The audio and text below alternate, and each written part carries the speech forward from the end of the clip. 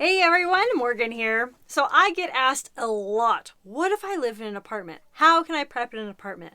I have talked a few times about how to prep in small spaces, about getting creative, things like that, but I really wanted to make a very specific video about how to prep in an apartment. I've lived in lots of apartments, and I've prepped in those apartments, and I've lived in small houses, large houses. I lived in all different kinds of spaces. Right now, I currently live in an RV with my two daughters, my husband, and two dogs in a 250 square foot area. Many studio apartments are on average 500 to 600 square feet. So that should give you an idea, right? So we get really creative with our preps, and as more specifically, when we first moved into the RV, I couldn't take anything. I have a little tiny box that I have in storage here in the RV on the outside that has some preps in it. And then I keep a little bit of preps in some cabinets about the size of these cabinets behind me. And then I keep, some food storage, but I really can't do a lot. So what I have to focus on is skills. And I think in apartment dwellers, that's really what you're going to want to focus more on is skills, knowledge, things like that. Really up those skills. How are you going to procure water and food in a city environment? It can be done, okay? Don't listen to anybody that says you're just going to automatically die in the city during an emergency or disaster. It's not the case at all. You can survive, and you can actually thrive in a city as long as you have skills, knowledge, and you're well prepared, lots of planning, etc. But I would say this is the same for whether you live in an apartment or not. You want those skills, the knowledge, planning, you want it all. So first of all, I do want to talk about getting creative with storage. So while, I designated one or two of these bins to prepping purposes only, but if you only have a couple cabinets or a little closet, you can designate to that, but you can designate the closet, let's say you're working with a closet like this, right? Have bins. So put a bin with some stuff in it, bin, stuff, right? So it's a lot more organized, first of all, and you have those bins in which you can actually store a lot more stuff in a closet if you have bins stacking on top of each other. So, you could also use bins as a table, right? Use a bin that has a whole bunch of food storage, a couple bins as a table, a coffee table or a side table, nightstand, whatever. It's super great because you could just put a little tablecloth over it. Nobody would be none the wiser, right? Hide stuff around your house. A lot of people have said they put a lot of food behind their couches and things. If you have any space under your bed or under your couches or under any other type of furniture, under your tables, things like that, you can put some boxes there, right? The next one is going to be alternative cooking methods. A lot of apartment complexes have grills available, and if you don't have grill, if there's no community grill, but let's say you have a patio and they allow grills on your patio, definitely look into something like that. That's a great alternative cooking method, especially if you don't have gas in your apartment.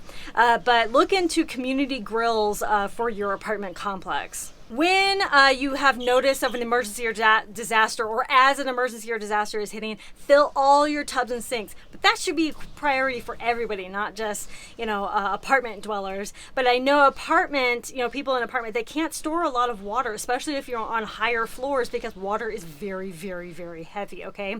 So store some water, but get creative again with your water. So, fill all your bathtubs, fill all your sinks, fill all your containers. So as soon as, you hear disaster strikes or whatever, fill just all the containers, okay? All the containers you have. Fill cups, pots, everything. Just fill stuff.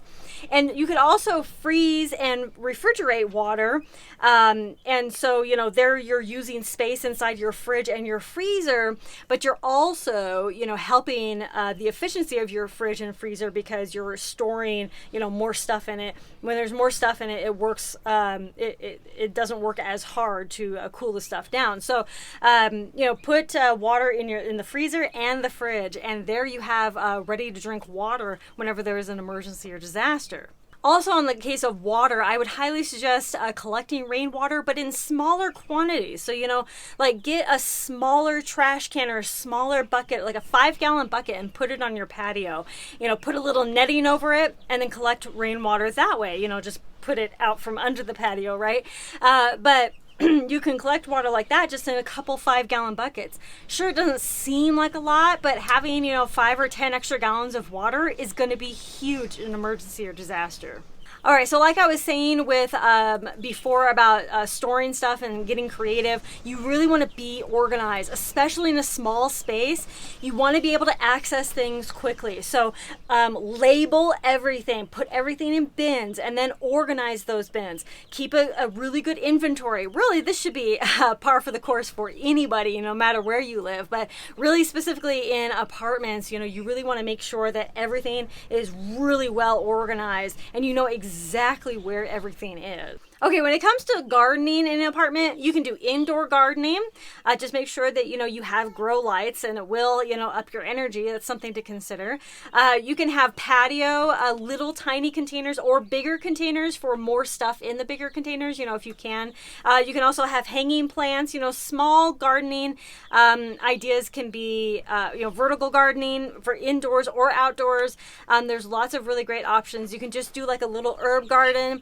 There are options for apartment dwellers for gardening. So you want to make sure that you're looking at that. I have a video down below for small space gardening ideas that you should take a look at. All right, the next one's going to be getting to know your neighbors. Community in an apartment complex could be a great asset for you.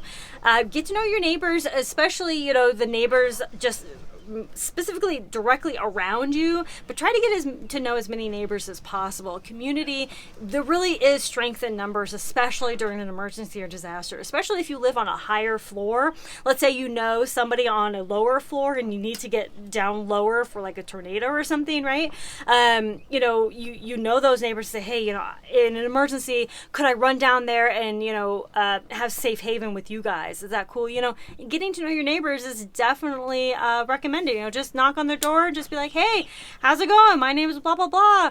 I'm here and I just wanted to try to get to know you, and that's it, right? You don't have to say you're a prepper or anything. Just get to know them as fellow human beings.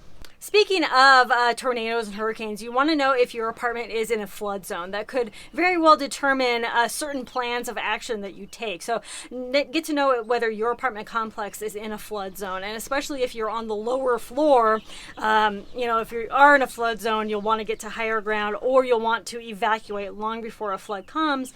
But it will all depend on your plans of action. When it comes to earthquakes and apartment living, really house living, any type of living, really, you want to keep, if you're in an earthquake prone area, you want to keep everything at, as close to the ground as possible, like heavy stuff, books and things like that, or make sure that they are really secure, against the wall, they're netted in, whatever it is. And again, have a plan of action for earthquake preparedness. And like I was talking about with the tornadoes, some apartment complexes, especially if you live in a tornado-prone area, might have tornado-specific shelters in the apartment complex, or they might have specific designated tornado areas. But more specifically, like especially if you're on a really high, even just 1 or 2 floors up, not even just really high, but if you're 1 or 2 floors up, you may want to consider going down to a lower level in a more secure area, and of course, always away from windows. If you're in a hurricane prone area and you live in an apartment, again, especially if you live like in a very high, even just a 2nd or 3rd story, hurricanes can create extremely high winds. So you may even want to completely evacuate if you know that a hurricane is coming to your area, so that you're nowhere near that area, just in case your apartment complex is affected. So whether you live in an apartment, home, whatever, you do want to take your security seriously. So make sure that, if your landlord or whatever won't reinforce your doors or they won't provide extra security measures or whatever, that you do it, and make sure that, you follow the guidelines of the apartment complex, but make sure that you are, possibly getting some external cameras out, or, if you can install a Ring doorbell, definitely do that. Make make the modifications that you can. And also, just get creative with your security. Have that layered security. If you are allowed pets, dogs are, of course, a great part of security. But, whether you live in an apartment or a house, security should still be very high priority. Other than that, continue to dehydrate and can your own stuff, dehydrate your own stuff. Dehydrating your own meals and things is a great efficient way to store food. You're dehydrating your own meals and you're putting them away. They're very easy to store. They take up very little space. Just make sure that you will have the water to rehydrate that stuff. If you do live on a top floor, even if it's a second or third floor, if you live on a higher floor, get a ladder so that in case of a fire, you can use that ladder to get down. And lastly, just like you would in whether you live in a house, any type of community, if you live in urban, suburban, even in the country, get to know your local farmers. Go to the farmers market, get to know them, get to know their products, where they are in your local area. Get to know them because they could be wildly helpful resources to you in an emergency or disaster. And this girl's been making faces at me this entire time, but I've been focused. When it comes to apartment prepping, just get creative, okay? You can be prepared in any amount of space. It doesn't matter. So just get creative, look around your space and see how you can manage it and also be prepared at the same time. In addition to gear, you really want to focus on those skills, the knowledge, and plan. All the plans, right? Thank you all so much for watching. Conquer tomorrow by preparing today. We'll talk to you all tomorrow. Bye. Bye-bye. Yeah.